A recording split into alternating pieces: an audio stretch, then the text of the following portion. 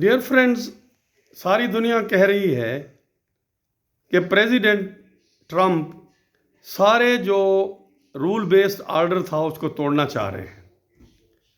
وہ تمام multi lateral جو ادارے ہیں، یو این ہو،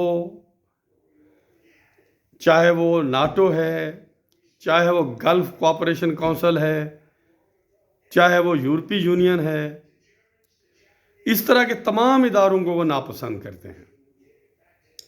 ان کا پوائنٹ آف ویو یہ ہے کہ ورلڈ وار کے بعد یہ ہم نے بنائے تھے، اس سے ساری دنیا نے فائدہ اٹھایا، اب یہ ہمارے کسی کام کے نہیں رہے، اس لیے ہم ان اداروں کو ری اسٹرکچر کرنا چاہتے ہیں، تبدیل کرنا چاہتے ہیں۔ اور ہمارا پوائنٹ آف ویو یہ ہے کہ دنیا میں جو ممالک ہیں وہ نیشنل سٹیٹس ہیں۔ ہمیں جو ملک ہمارے نیشنل انٹرسٹ میں جن کے ساتھ تعلقات رکھنا ہے، ان کے ساتھ کوآپریشن کرنا ہے، ان کو ہم اپنا الائی بنا لیں گے۔ جن کے ساتھ ہمیں تعلقات رکھنے کی ضرورت نہیں ہے، ان کی مرضی ہے وہ جن سے تعلقات رکھیں۔ اسی لیے یورپی یونین کو بھی چاہیے کہ یورپی یونین اب اس کی کوئی ضرورت نہیں، یہ نقصان کر رہی ہے، یہ نہ اپنا دفاع کر سکتی ہے، نہ یہ اپنے امیگرینٹس کو روک سکتی ہے، نہ اس کا دنیا میں کوئی انفلوئنس بچا ہے۔ اس لیے ہمیں آزادی ہونی چاہیے یورپی یونین کے 27 ممالک میں سے، جن سے چاہیں ہم اچھے تعلقات رکھیں۔ جو ملک صرف نظریاتی گیم میں پھنسے ہوئے ہیں وہ جانے، ان کا کام جانے۔ اور دوسرا ان کا خیال یہ ہے کہ روس، امریکہ اور چائنا 3 بڑے ملک ہیں، انہیں اپنے ارد گرد کے جو انفلوئنس کا ریجن ہے وہ ان کو وہاں ایک حد تک بالادستی ہے تو ہونی چاہیے۔ امریکہ کو بھی ویسٹرن ہیمیسفیئر میں ہونی چاہیے۔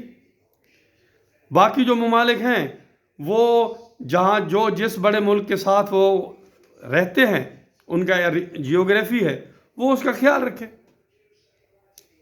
اب اس میں سب سے بڑا مسئلہ جو بنا ہوا ہے وہ یورپی یونین کا بنا ہوا ہے، جو امریکہ کے سابق اتحادی ہیں۔ امریکہ انہیں کہہ رہا ہے کہ بھائی رشیا کے ساتھ 3 سال جنگ لڑ کے آپ نے اور ہم نے دیکھ لیا، اب اگر جنگ کو ہم اور آگے بڑھاتے ہیں تو ایٹمی جنگ بن جائے گی۔ اس لیے ہم امریکہ آپ سے ساتھ مل کے رشیا سے آپ کی صلح کرا دیتا ہے، یوکرین کا کچھ علاقہ اس کو دے دیتے ہیں، آپ ان کے دوست بن جائیں، اپنے تعلقات بہتر کریں رشیا کے ساتھ۔ اگر سیکیورٹی جو ان کے مسائل ہیں آپ کے ہیں یا رشیا کے ہیں، آپ ایک دوسرے سے طے کر لیں، ہم آپ کی مدد کرتے ہیں۔ ہم اپنی فوجیں اب بہت زیادہ عرصے تک یہاں نہیں رکھ سکتے، لیکن یورپی یونین کہتی ہے کہ نہیں، آپ ہمیں یوکرین کی جنگ بھی لڑیں اور جنگ لڑ کے ہمیں رشیا کو ہرا کے یوکرین کو جتوا دیں۔ وہ کہتے ہیں بھائی یہ کیسی دنیا آپ مانگ رہے ہیں جو ہمارے اختیار میں نہیں ہے۔ چائنا کو ہمیں کمپیٹ کرنا ہے، ہم کریں گے، جیسے ہم نے سوویت یونین کو کمپیٹ کیا۔ تو دنیا ابھی پریزیڈنٹ ٹرمپ کی بات کو سمجھ نہیں پا رہی ہے۔ پریزیڈنٹ ٹرمپ نے ایک ریئلٹی مان لی ہے کہ اب دنیا یونی پولر نہیں ہے، اس کے 3 پول بن گئے، 3 بڑی پاورز ہیں اس کی، امریکہ، چائنا، رشیا۔ وہ اس کو مان کے چل رہے ہیں، باقی دنیا اس کو ماننے کو تیار نہیں ہے۔ اب اس حوالے سے انڈیا کو بھی نقصان پہنچا ہے، چونکہ پریزیڈنٹ ٹرمپ جو ہے وہ نہ تو اوکس کے حق میں ہے نہ کوآڈ کے حق میں ہے۔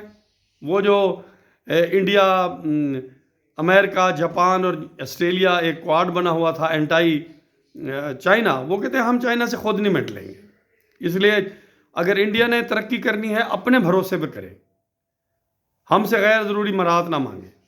تو یہ ان کا موقف ہے، کسی کو یہ پسند آ رہا ہے، کسی کو نہیں پسند آ رہا، مگر وہ پرانے ورلڈ وار سیکنڈ بعد کے جتنے جو ادارے بنے ہوئے تھے وہ ان میں تبدیلی لانا چاہتے ہیں۔